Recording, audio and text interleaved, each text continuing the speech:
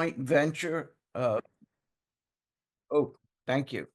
Um, my name is Howard Ebert. I am an addict and alcoholic. I want to welcome everyone to the first joint venture between the Big Book Comes Alive and the Big Book Compendium. We call it A Way Out. My partner, Steve Wood, could not be here this evening, so I'll carry the wood in the water for both of us. Where we are, I think of where I want to start off is in the forward to the second edition. Um, in my fourth edition, I'm on page XIX. Um, and as I recall from grade school, because I was there that day, that's Roman numeral 19, I believe, 19 XIX. Not bad. I see. Even though I went through the New York school system, something did get through. But in any case, I want to start at the last paragraph. Uh, Actually, let's start in the middle paragraph. I know we covered some of this last week, but I want to go over it again. Um, Bill says, as we discovered the principles by which the individual alcoholic can live, which are the 12 steps, obviously, we had to evolve principles by which the AA groups and that AA as a whole could survive and function effectively. Ergo, the traditions. So we had the steps so that individually we could survive, but we needed something collectively so that as this thing grew, we wouldn't fall apart. Um, and see if you could pick out in this forward the various traditions and see if we can identify them as we go through it. Um, he says it was thought, and I've got this. The rest of this paragraph is highlighted all the way through to make it easy rather than stopping every once in a while. The whole paragraph, beginning with "it was thought," is highlighted all the way through. And it was thought that, please underline this, no alcoholic man or woman could be excluded, which sounds to me like what became the third tradition. Uh, our history is from the Oxford groups, and in the Oxford groups, they weren't very tolerant of slips. If you repeated that behavior, if you went back to drinking, you were out. There was no readmission policy at the Oxford groups. And that's why I believe that's addressed there, that no man or woman could be excluded from our society. That, and let's underline this, our leaders might serve but never govern. Tradition two, or what became tradition two, and that each group was to be autonomous. Let's underline each group was to be autonomous, and that's tradition four. They're not necessarily in order, and they're not entirely here, but most of them are. Um, and there was to be, let's underline, no professional class of therapy, tradition eight. There were to be no fee. I have to pronounce this very carefully. There were to be no fees or dues. And I say that because when I first came in and people read it fast, I thought they said there are no fleas or Jews allowed. So I have to be very careful. In fact, today, when we have a lot of folks from the UK reading this stuff, it sounds that way to me all the time. But we're not saying no fleas or Jews. We're saying fees or dues. Um, no fees or dues, which obviously sounds like the tradition seven. Our expenses are to be met by our own voluntary contributions. Please underline that last word, contributions, not donations. Contributions come from within. Donations come from without. We don't accept funds from outside. We support ourselves. There was to be, and let's underline, the least possible organization, even in our service centers, tradition nine. Our public relations, you may want to circle that word public. Our public relations were to be based upon, and let's underline, attraction rather than promotion. which to me is Tradition 11. But again, it's our public relations policy, not our policy amongst ourselves outside of the rooms. Um, it was decided that that all members ought to be autonomous at the level of press and radio, TV, and films, Tradition 11. And in no circumstances should we give endorsements, make alliances, or enter public controversies, which is Tradition 10 and Tradition 6. But it's important to note that the statement that anonymity is drawn at a line, meaning I'll show you, maybe that'll make it easier to I always find it's easier if I could see what I'm talking about. Uh, Give me a second, I'll find this for you.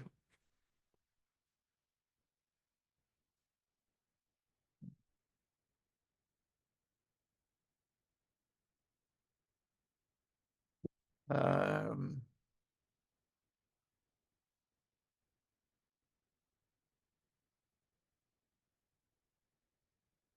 all right, let me now get it for you to see, now that I could see it.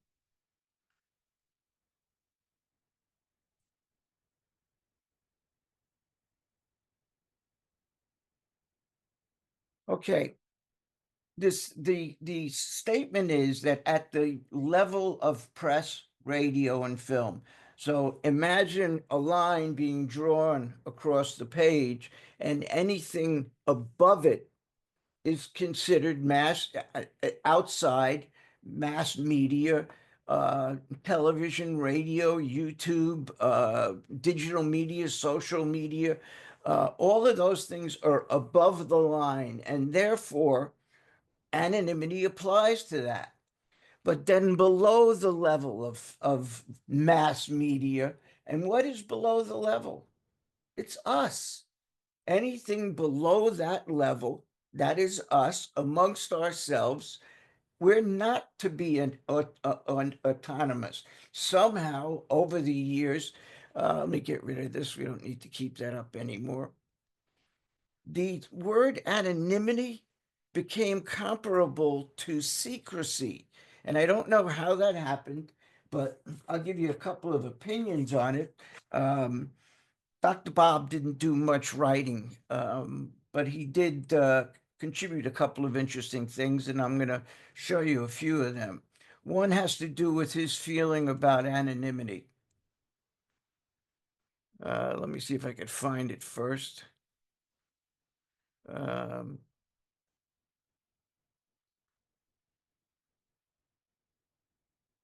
um, where are you here? I think I lost you. Hang on. Okay, now let me get it back up here. Sorry about that. This is what happens when I travel without Andy. Okay, in Dr. Bob and the Good Old Timers, if you have a copy, I'm on page 264. It says, since our tradition on anonymity designates the exact level where the line should be held, it must be obvious to everyone who can read and understand the English language that to maintain anonymity at any other level is definitely a violation of this tradition. The AA who hides his identity from his fellow AAs by using only his given name violates the tradition just as much as the AA who permits his name to appear in the press in connection with matters pertaining to AA. The former is maintaining his anonymity above the level. Again, picture that illustration we used before. There's a line, anything above the level of press, radio, and film is maintaining his anonymity. I'm sorry, the former is maintaining his anonymity above that level and at below the level of press, radio, and film, whereas the tradition states he should maintain our anonymity at the level of press, radio, and film.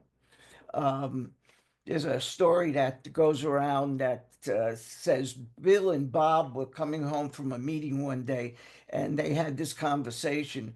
It wasn't Bill and Bob. It was Dr. Bob and it was this other fella, Ernie G of Toledo.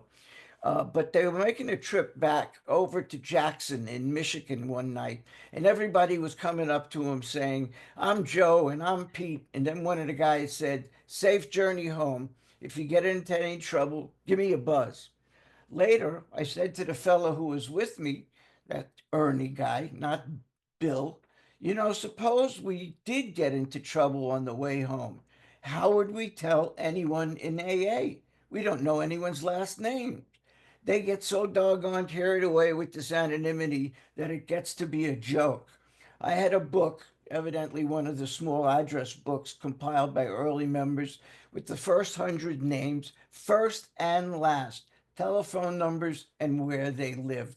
I happen to have Clarence Snyder's actual little phone book. But the point is that in their phone books, they kept their last names, because how are you supposed to find somebody if all you know is his name, first name, right? God forbid you got to go to the hospital to visit somebody. I'm looking for Frank. What's Frank's last name? I don't know. Frank the painter. They call him Frank the painter. Um, Anything else? No, uh, he's in AA. I don't know what else to tell you. But the point is, we can't find each other if we don't know how to locate each other by our last name. So I've been using my last name at meetings for many, many, many years. And I've had these discussions with far too many people who insist that I'm violating the tradition by using my last name at the meeting. And in point of fact, I'm not. If I am in the meeting, I am below that level. I'm out, not in front of the building. I'm not talking to the press, no radio, no film, not Facebook, no nothing. I'm talking to you. And if you're talking to me, it's the same thing. Now, that doesn't mean you have to do that. Please don't misunderstand. I'm not saying you must use your last name.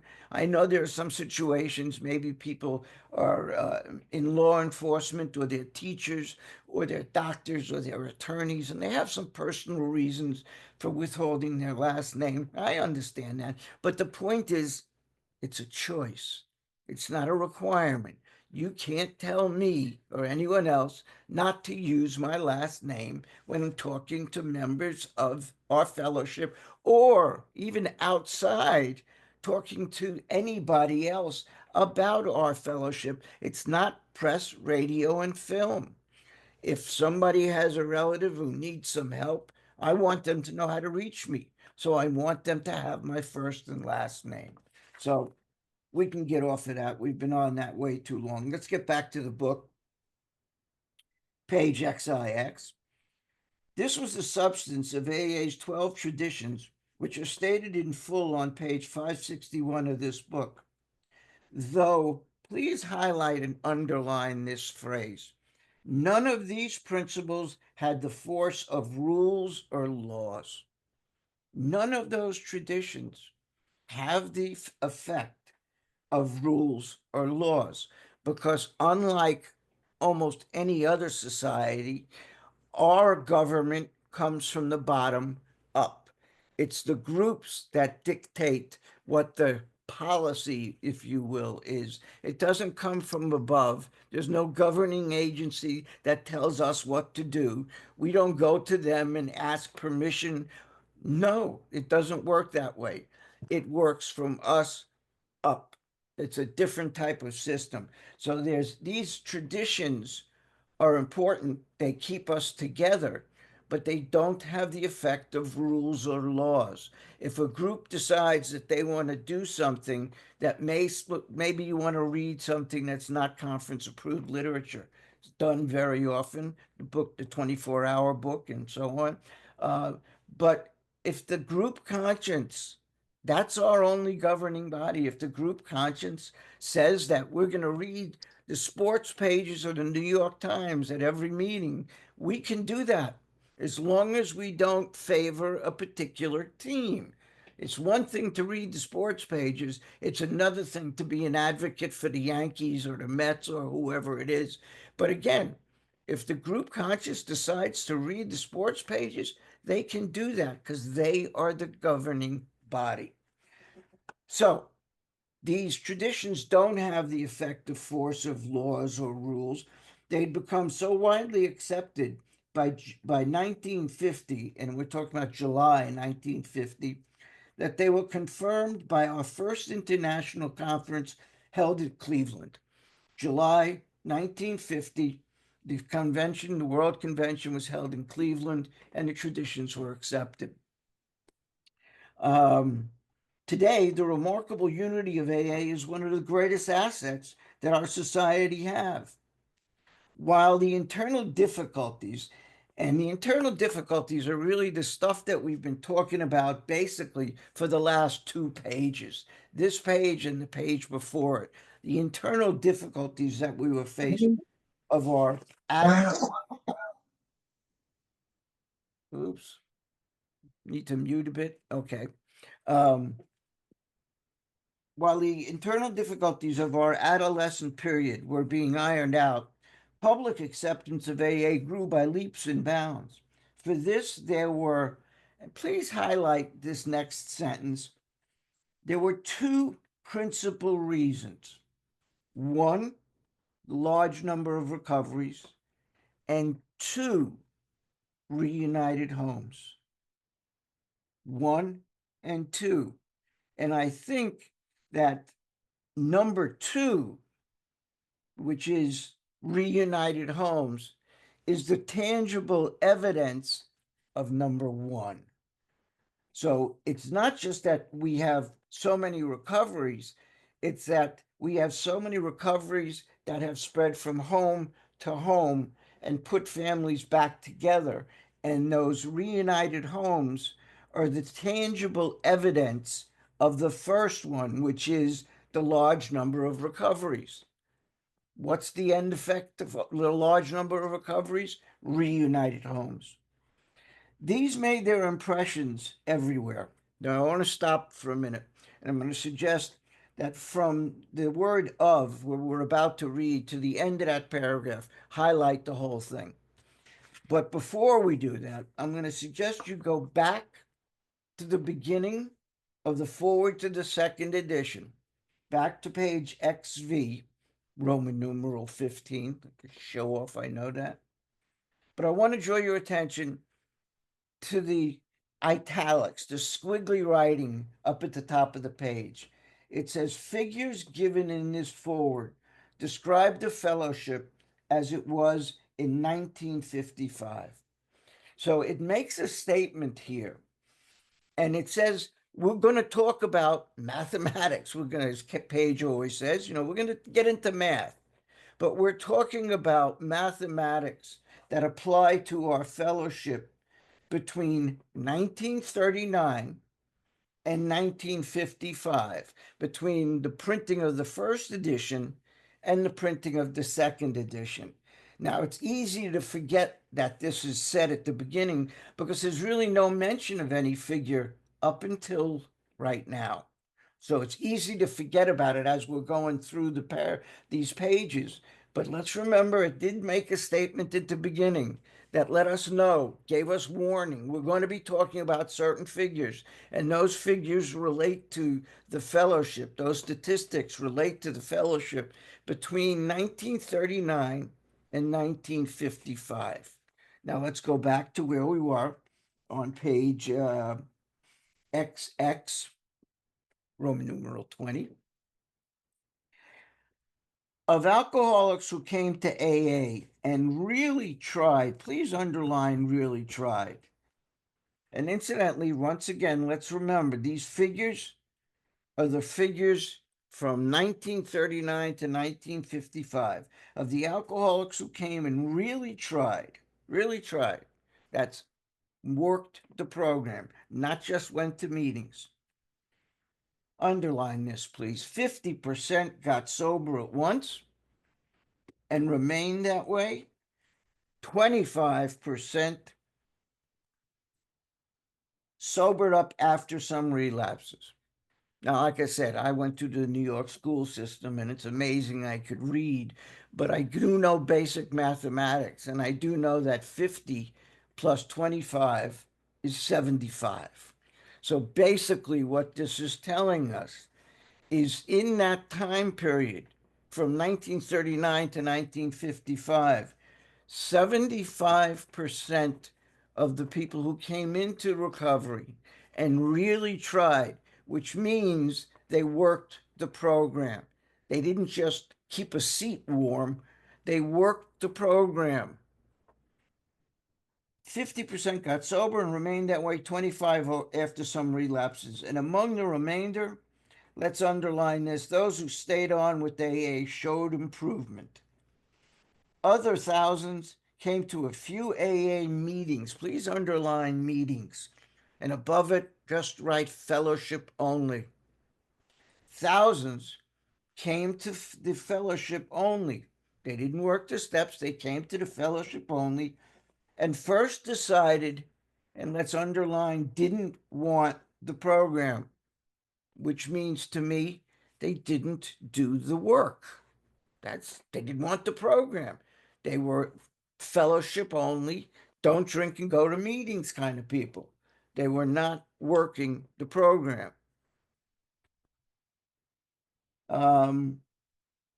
Others came to a few meetings and at first decided they didn't want the program, but great numbers of these, about 2 out of 3, began to return as time passed. So in that time period, between 1939 and 1955, 75% of the people who worked the program, 75% who came to AA and worked the program, maintained their sobriety.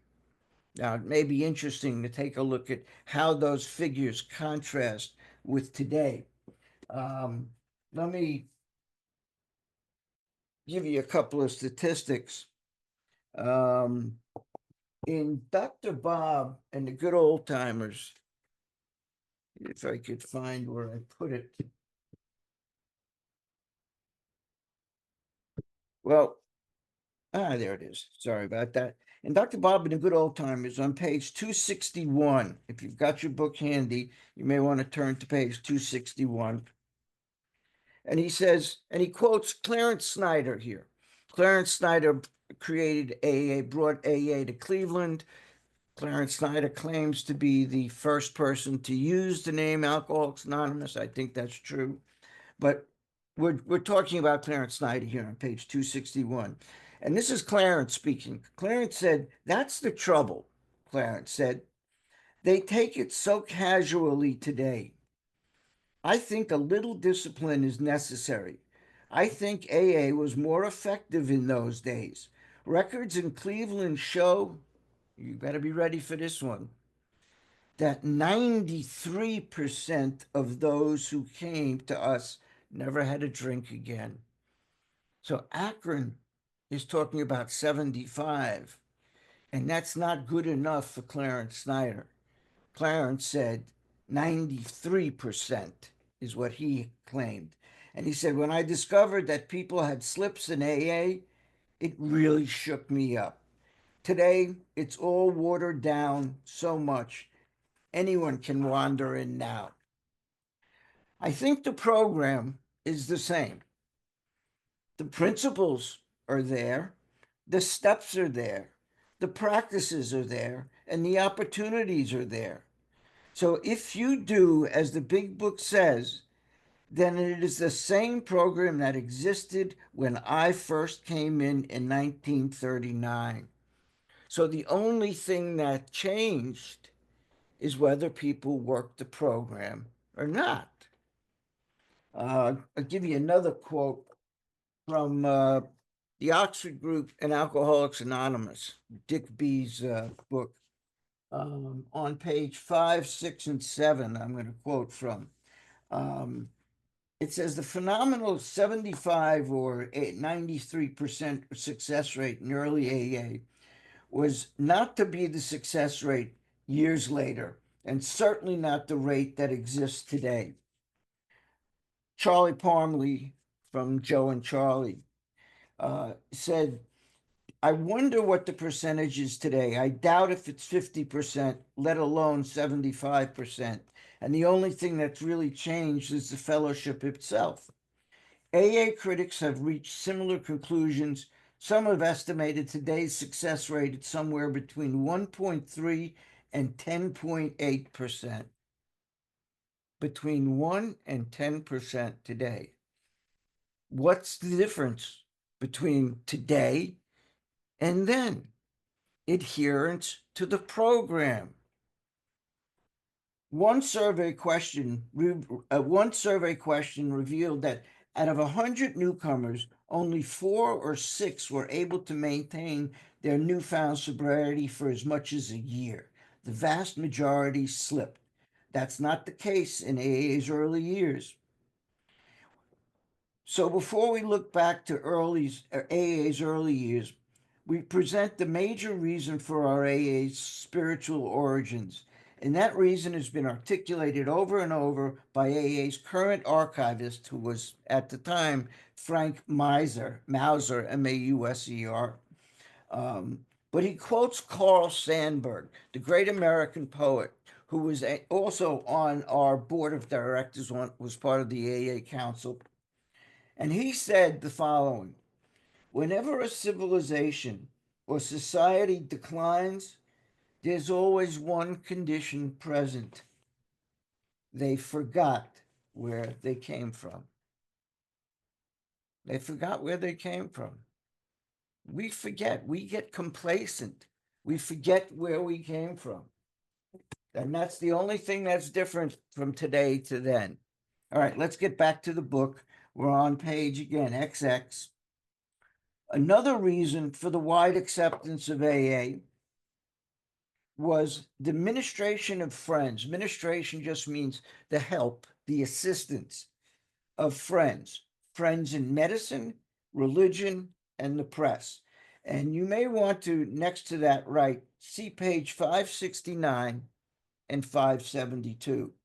And for what it's worth, what's on page 569 and 572, 569 is the medical view of AA, and on 572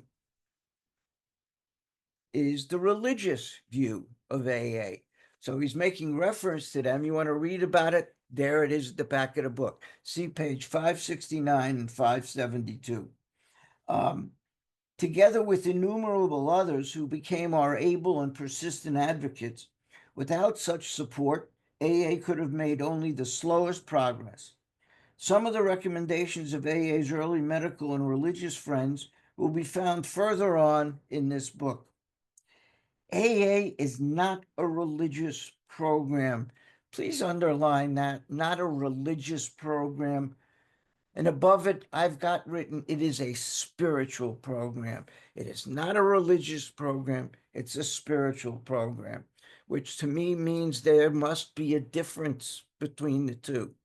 And as I understand it, religions are about a set of practices. You want to belong to our club, Buddhism, Judaism, Catholicism, whatever it is. You want to belong to our club. This is what you have to do. You have to drink eat like this, pray like this, dress like this, attend temple like this, and so on. You have to follow their rules. They make some very harsh terms as far as I'm concerned. And Bill later says that AA doesn't make God doesn't make harsh terms. It's religions that make harsh terms. So if religions are about a set of practices, what then is a spiritual program? Well, a spiritual program is about a set of disciplines. You have to have a discipline for God. You decide. You define what that is. You have to have a discipline for meditation and prayer. Other spiritual terms we'll use in this book, but nobody's going to define that for you. It is entirely up to you, and that is what spirituality is. Spirituality is a set of disciplines defined by the individual. Religion is a set of practices established by the religion. Two different things. So AA is not a religious program. Neither does AA take any particular medical point of view, though we cooperate widely with the men of medicine as well as the men of religion. Alcohol being no respecter of persons, we're an accurate cross-section of, I've crossed out the word America because it doesn't apply anymore. I've written the world above it. We're a cross-section of the world. It's not about America. Look around you here. Look at how many, we got 30, 40 people from all over the world here. It's not about America. And in distant lands, the same democratic evening up process is now going on. By personal religious affiliation, we include Catholics, Protestants, Jews, Hindus, and a sprinkling of Muslims and Buddhists. So our spirituality involves a lot of people from different religions. One thing has nothing to do with the other. More than 15% of us are women. This is 1955. In 1955, women made up 15%. In 2019, women made up 51%. So how's that? You went from 15 to 51%. One of the first times I read this in a workshop, and I mentioned it was 15% back in 1955, and by now it was 51%. The guy's comments were, "Those were the days." Not my comment. I didn't say it. Somebody else did. Okay, in any case, at present, our membership is pyramiding at the rate of 20% a year. Remember, this is written in 1955. I'll show you why.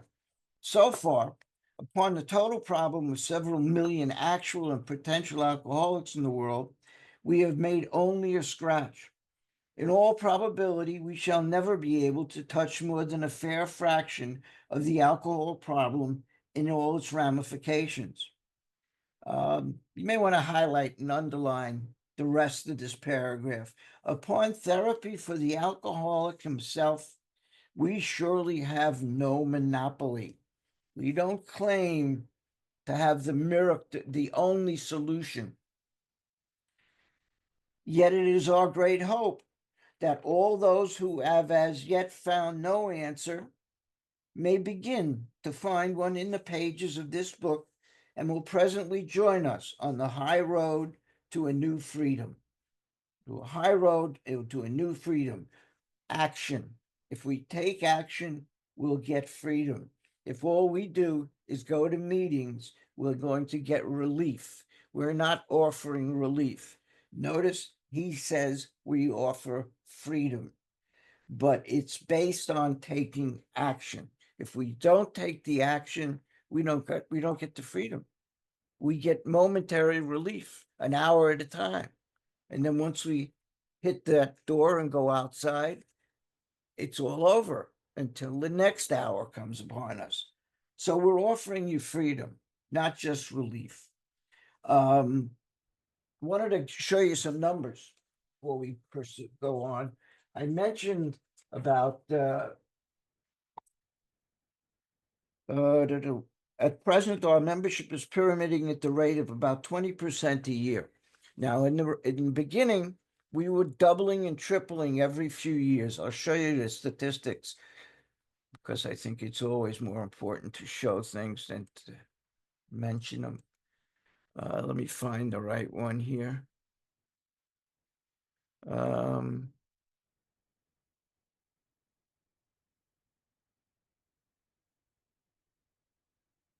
All right, now let me get it so you can see it.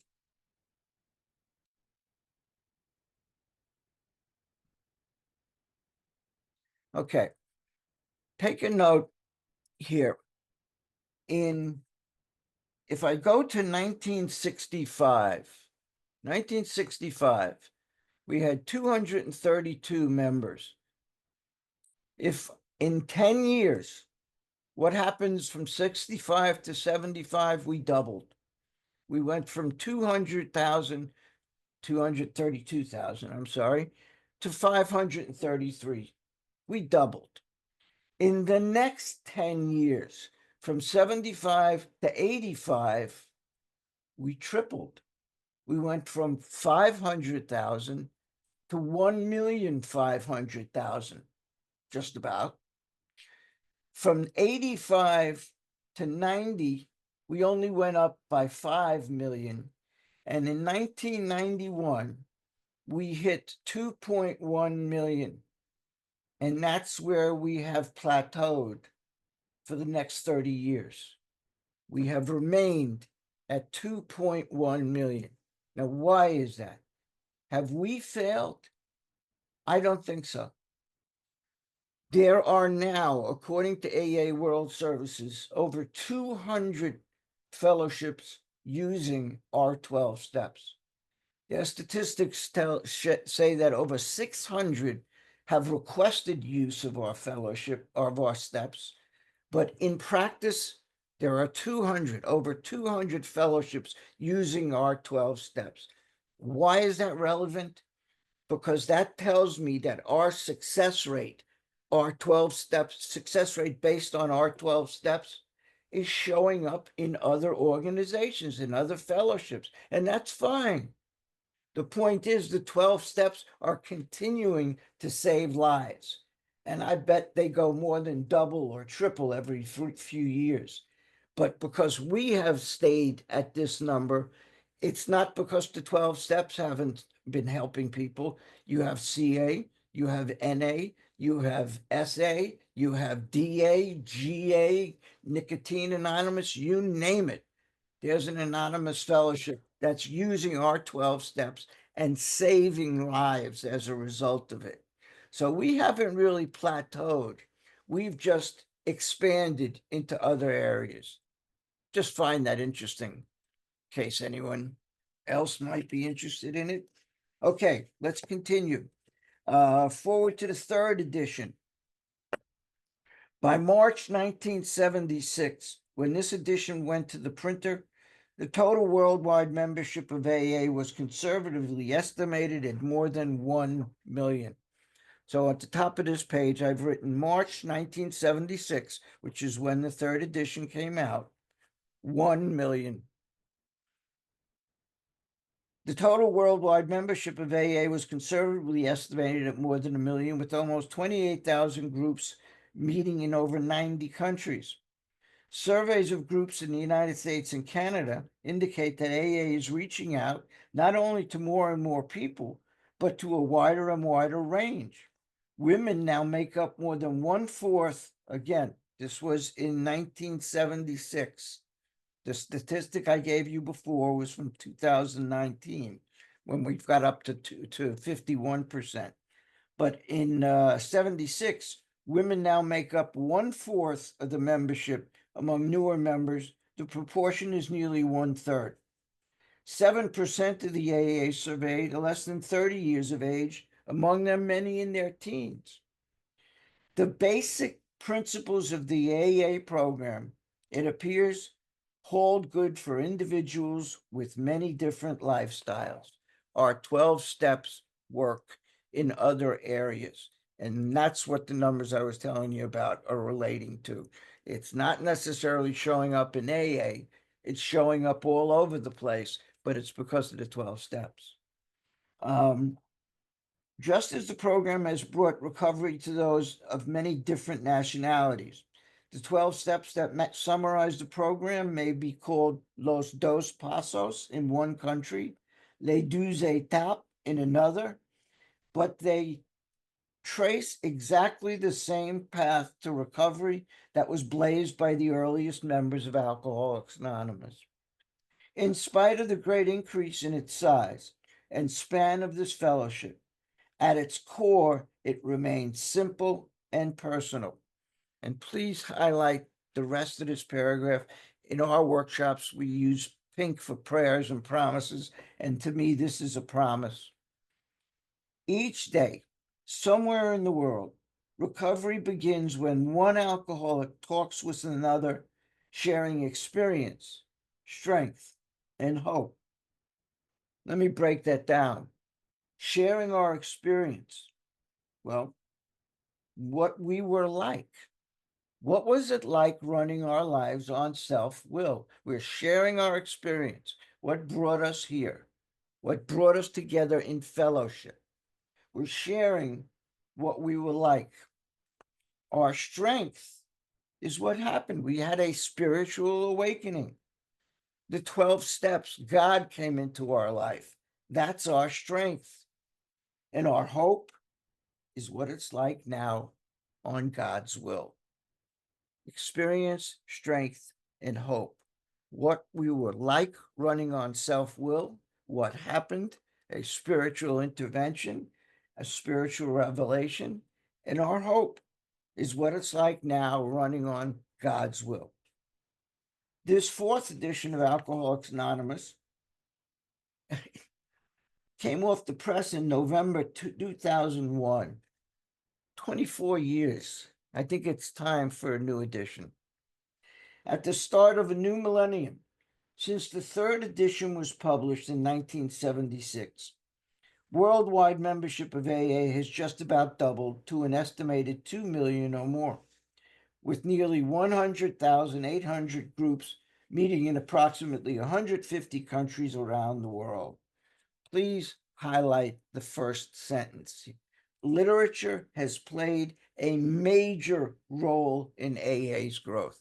Literature, not word of mouth, literature. And a striking phenomenon of the past quarter century has been the explosion of translations of our basic literature into many languages and dialects. In country after country, where the AA seed was planted, fellowship. The AA seed is planted, fellowship, and has taken root, slowly at first, then growing by leaps and bounds. When literature has become available. So what brought us together slowly to plant this seed was the fellowship. What brought us together in the recovery was our literature, our book, our steps. Currently, Alcoholics Anonymous has been translated into 43 languages. Just out of curiosity, we've translated now most of our literature. I think all of our literature has been translated. But the first book we translated, obviously, was the Big Book. Anyone want to guess what the next book was that we officially translated? It's not the 12 and 12. Comes of Age. As Bill sees it? Oh. Comes of Age. Comes of Age. And what does that indicate to me?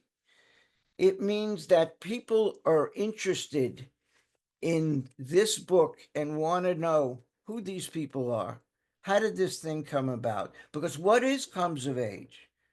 Comes of Age is a history book. It's Bill Wilson telling the history of Alcoholics Anonymous from 3 different points of view: recovery, traditions, and concepts. From 3 points of view, he tells our history. So the fact that that was the first book that was translated after the Big Book tells me people were hungry for knowledge and history of who these people are. How did this happen? This miracle of God, this God-given miracle of Alcoholics Anonymous, how did it happen? And it shows me that people are interested. Just a minor fact, but just thought you might be interested in that. All right, let's try and wrap this up. As the message of recovery has reached larger numbers of people, it has also touched the lives of a vastly greater variety of suffering alcoholics. When the phrase, "we are people who normally would not mix," that's on page 17 of the book, was written in 1939, it referred to a fellowship composed largely of men and a few women. Again, by 2019, that was 51%, with quite similar social, ethnic, and economic backgrounds. Like so much of AA's basic text, these words were proved to be far more visionary than the founding members could ever have imagined. The stories added to this edition represent a membership of with characteristics of age, gender, race, and culture have widened and have deepened to deepen to encompass virtually everyone the first 100 members could have hoped to reach. Let's highlight this first phrase. While our literature has preserved the integrity of the AA message, literature, not word of mouth. Word of mouth, go to a meeting, listen to the nonsense that you hear. Don't drink and go to meetings. Any number of things. I mean, I do a whole talk on what, that's not in the big book. That's what we're talking about. But if we stick to the message of AA, it's in the book, it's not in the rooms. Sweeping changes in society as a whole are reflected in new customs and practices within the fellowship. Taking advantage of technical advances, for example, AA members with computers can participate in meetings online. Sharing with fellow alcoholics across the country or around the world. And please highlight the rest of this paragraph. In any meeting, anywhere, AAs share experience, strength, and hope with each other in order to stay sober and help other alcoholics. Modem to modem or face to face, AAs speak the language of the heart in all its power and simplicity. What comes from the heart reaches the heart. But let me go back to this last section I just read. It says modem to modem or face to face. It's my belief, and it comes from my sponsor and his sponsor and his sponsor before that, that word should be and, not or. Because when you say modem to modem or face to face, it infers that they are of equal value. I don't believe they are. I believe we need to do both. We need to participate in meetings like this, and we need to participate in live meetings where we could hug people, where we could talk to people face to face, where we could spend time with them just touching the skin. I believe, and again, my sponsor suggested it, and I believe that's right, that word should not be or, it should be and. Modem to modem and face to face. AA speak the language of the heart in all its power and simplicity. And incidentally, the modem to modem is, if we follow all of these forwards, it's actually the third form of carrying the AA message. The first method of carrying the message was word of mouth. That's all we had in the beginning was word of mouth. But then Bill and Bob got together in the counting noses meeting and realized that we're growing too fast. And if we don't put something down on paper, the message is going to get so blurred and confused and diluted that it will never be consistent. So they decided to spread that through the mail. There's a line in one of the forwards that we found that we could spread the message by mail. So the first method, word of mouth. Second method, by mail. Third method, modem to modem. 3 ways to carry the message. So I'm going to stop at that point. We're going to continue next week at the doctor's opinion. We could stop the recording here.